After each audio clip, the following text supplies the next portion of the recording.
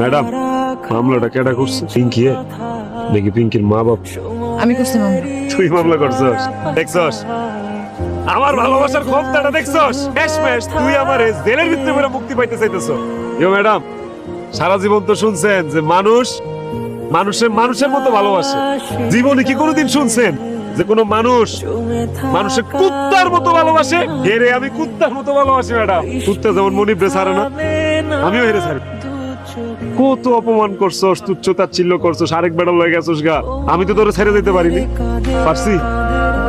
কুত্তা জেলে দিতেছস, জেল খাটাবি, কাটলাম, ফাঁসি হইব। আচ্ছা ফাঁস লইলাম, যা আত্মহত্যা তোর আমি ভালোবাসি।